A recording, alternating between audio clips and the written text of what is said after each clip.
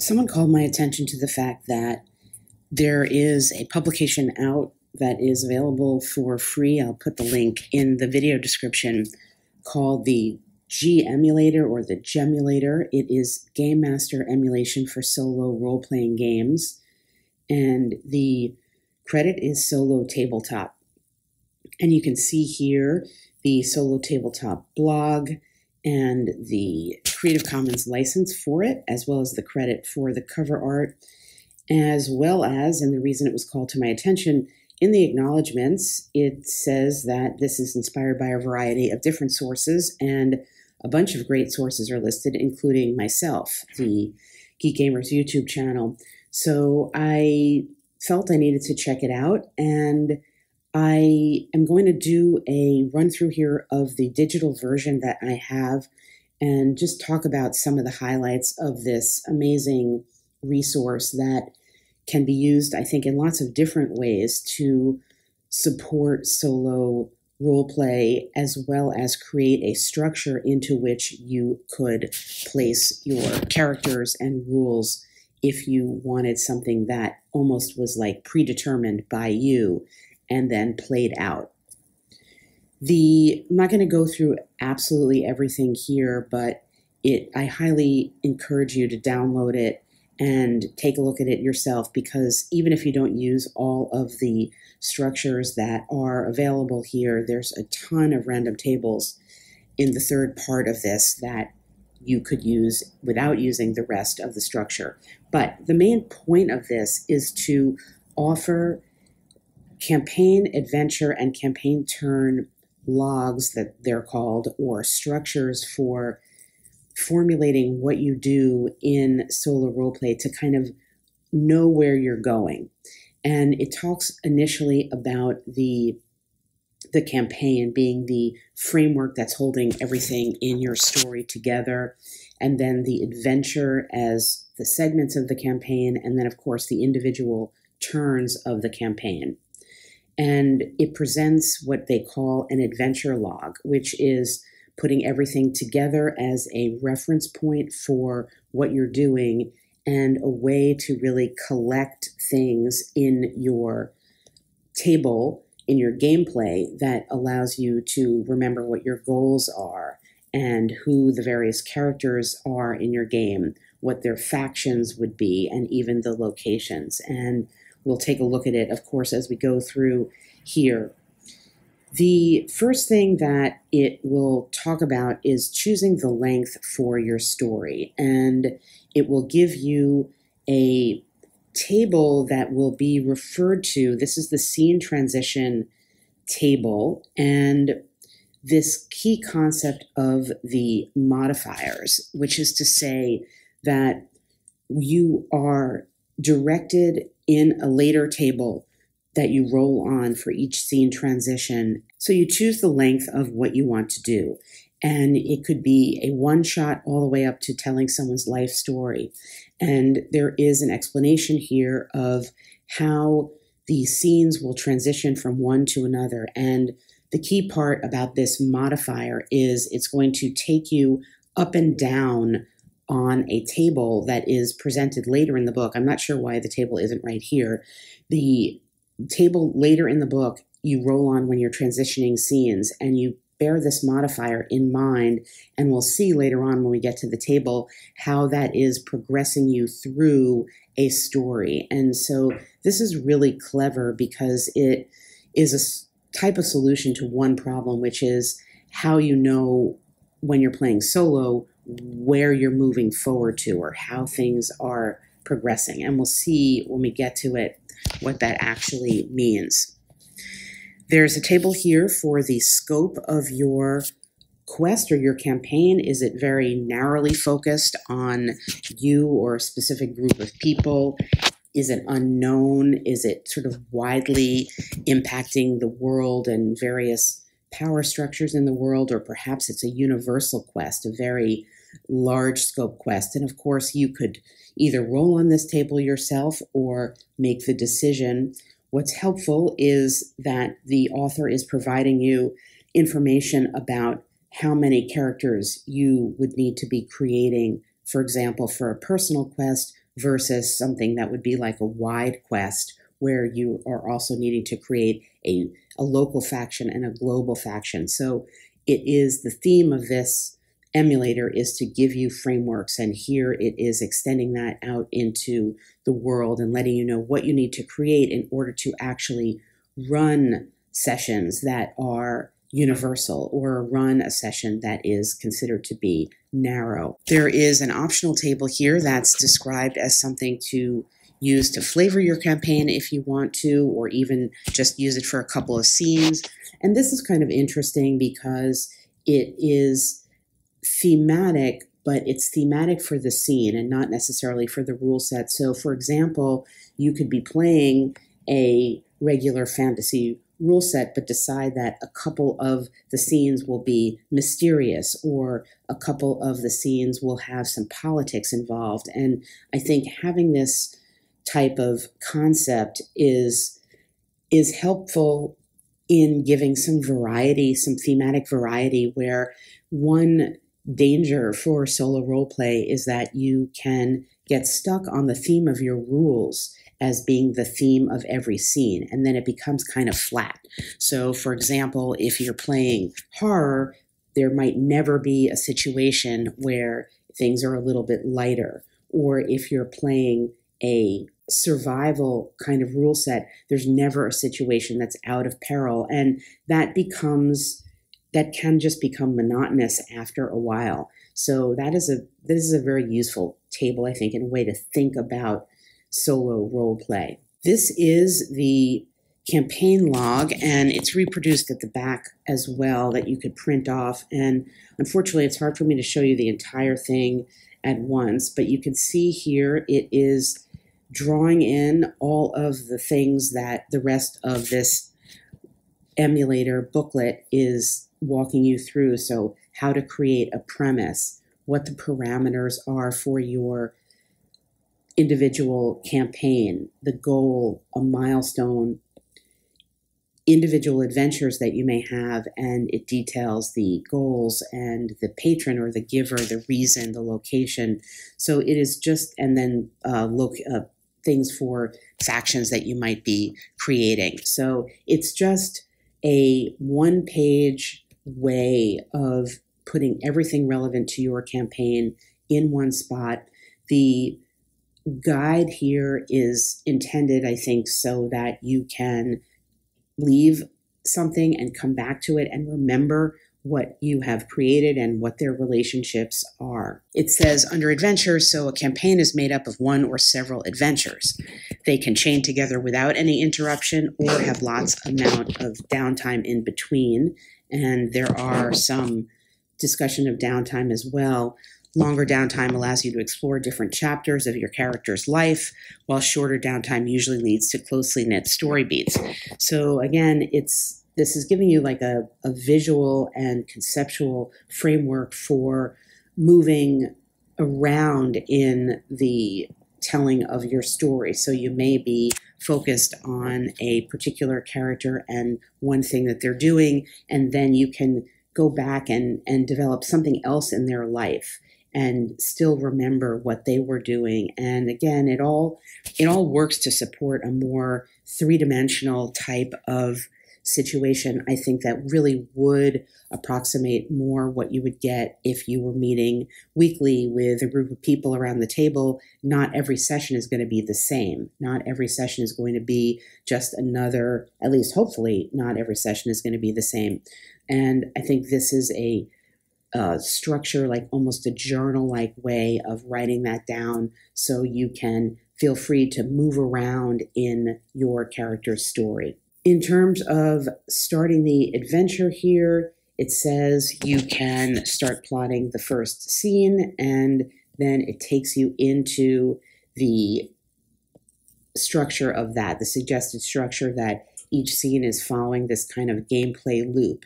So you're starting out by defining the scene, where it takes place, what the goal is, and what you're doing at the start of the scene. And then we get to this transition table that was referenced earlier. And this is key to how this emulator is helping you out, because you're rolling on this table and you're given some concept of what that transition should be. And putting in the modifiers is going to move you up and down the transition table, as well as the focus of what that is going to be. And that is going to be a way to move you through your story, and do so based on your desired length of what you're doing, whether this is like a one-shot or what your scene is playing out is some part of a grander theme. And it then says you play out the scene following your game rules. You can ask the oracle. We'll see the oracles coming into play later on. And then you're going to update your adventure log with any relevant changes. And then you check your scene goal. And if you achieved your goal, it's going to give you these modifiers to use to roll on the table again.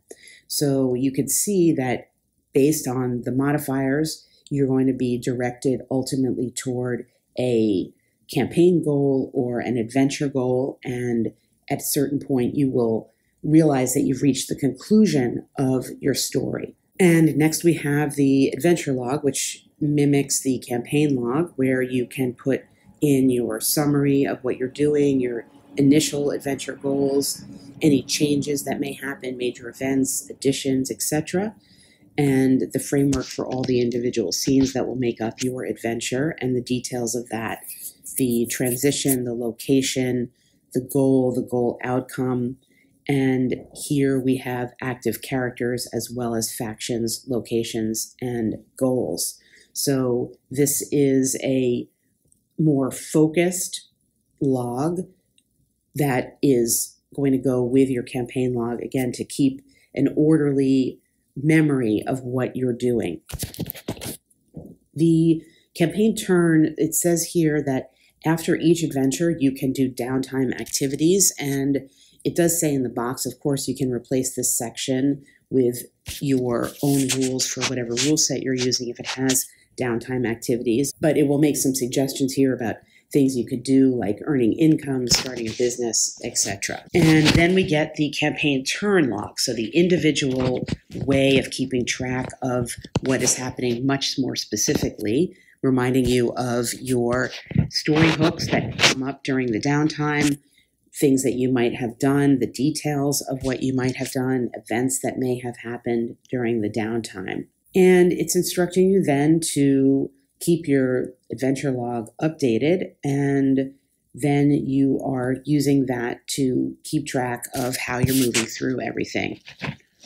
And then the final part of the book is the book of random tables. So of course it says random generation is at the heart of solo role-playing games, and there are a ton of random tables following that can be used for various things following the way this booklet works, or as I said, you could just extract them and use them in your own way of play. There are D50 tables, so it says you can use a normal percentile dice and have the result and round up. So we start out with a kind of general, like a spark table here with words that would be used for approach, intent, and themes. And you could roll on this using the framework of this emulator. You could roll on this if you needed some suggestions for how to make a new scene, for example, or an interaction, mysteriously exploit a mistake, for example, or something like that would be a random roll, and then play that out or use those words to help yourself come up with your next idea. There's a table for disposition of, say, NPCs or beasts could be, distance table, a morale table, a table for experience. Perhaps this could be used to flesh out NPCs that you would encounter, and the same thing with this reputation table. There's a twist table, and here is a very standard but quite useful percentile table that is going to give you the a kind of yes/no answer to things that you deem to be a certain probability of happening. So if you're asking a question that is going to be very unlikely to happen based on your roll of a D100, you would determine whether or not it actually did happen. So if something's very unlikely, it's going to happen if you roll a 91 or more. Yes, it is going to happen. And if you rolled a 98 or 99 or 100, not only is it going to happen, but something else good perhaps will happen too. And what I think is particularly great here is we get a 1d10 focus table for the and or the but that is in this percentile table. So it will tell you, for example, something very unlikely you rolled is yes, and you could then decide to roll on this 1d10 and say the and has to do with, for example, a known PC or a location or a goal. So this in particular, I think, is quite useful because there are a lot of different versions of this percentile table. I have one in my solo RPG wallet that's somewhat similar to this, but it doesn't have this focus edition. And so I think this is in particular very useful to me. I think if you want to get some suggestion of where you should go when you get an outcome that's not strictly yes or no. And we can see that that's going to happen more, percentage-wise, it's more of a chance you're going to get that type of outcome. And then we get into a whole series of tables that will give you an entire way of making a campaign. And this can happen before you even choose a rule set. You can go to this emulator and really basically roll up an entire story and then choose a rule set that will fit your story. And this is something that I talk about in my solo GM guide as well as on my channel about the benefits of moving forward with something before you even have a rule set that you're going to play out, because it then provides the knowledge that you're starting with your story, that you're starting with a narrative, and the rule set is always in service to the story. So here we have tables of various campaign premises, the archetype for the campaign, and then what the premise might be within that. So the archetype, for example, if it is survival, all of these things that are here in this D10 section are going to be related to survival. So if you roll on this 1 to 10, you're going to come up with a premise that fits the larger archetype. Or, for example, we could look at the supernatural high-tech one, same kind of situation.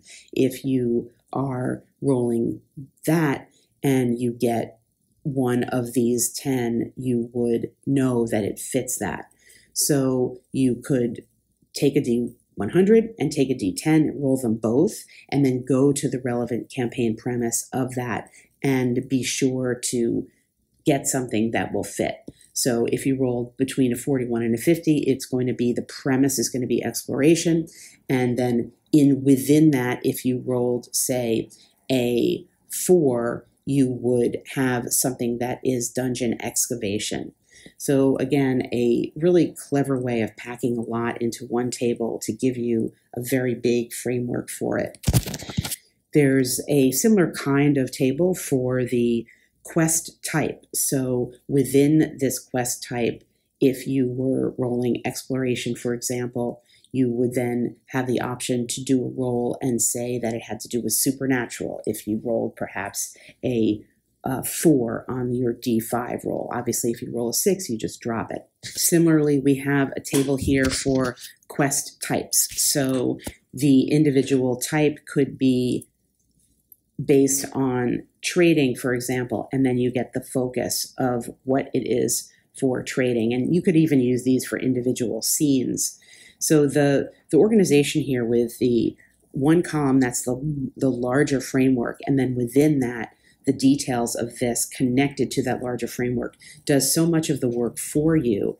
And it's really great because you can get the combination of this larger concept with a smaller focus that is going to make it to create your narrative very easy.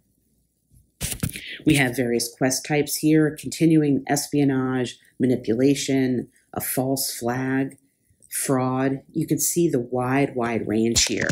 And of course, you could just decide yourself. You don't have to use the random roll. You could just decide yourself that you're going to be doing something that has to do with something secret or forbidden, and then make a choice here as to what that is going to be, or make your decision to do secret or forbidden and then do a random roll on the focus part of it to come up with something random. And some more, a transport retrieve quest, and a whole variety of what that might be. Combat quest types, and a whole variety of what that might be. There is a quest to craft or obtain something, and it could be a custom item or something to do with infrastructure or mass production. So you could see the range here, and I'll just pause. You can pause the video if you want to take a look at some of the details here. It's really amazing. We move on then now to quest givers. So you get the type of quest giver or a patron. It could be a faction, it could be a location, and more tables about what the concept could be, and what type of NPC is involved. And it says every category has its own subtable, as we will see. So we get tons of tables fleshing out all of these details. And we're not going to look at absolutely all of them here, but we will see how the exploration faction, again, the larger table, and then the smaller focus concept, same type of structure. For the quest giver, the same situation. So the quest giver, if it's a civilian, it could be any one of these 20 types of focus for that civilian quest giver.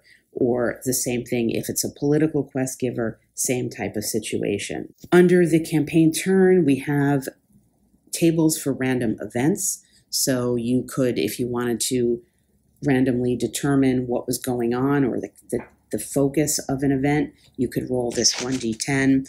And if it was something that was an event that had to do with conflict, you could roll on it and get a suggestion or a direction. Or for the environment, you could do the same thing. If it had to do with health or technology or magic, you have tables to cover that. Ideology, entertainment, more and more tables, just a ton of random tables here. Goals and assets have their own random tables. So again, you could pick and choose this as it fit what you were doing, whether you followed all the instructions for the development of the campaign and adventure log or not. These tables are just incredibly useful for solo play. A culture random table, things like superstitions form the basis of distrust, or there is completed rituals allow reprieve. And then you get into the Appendix A, which are really useful extended play examples that I'm not going to go through because it really only makes sense if you read it in detail.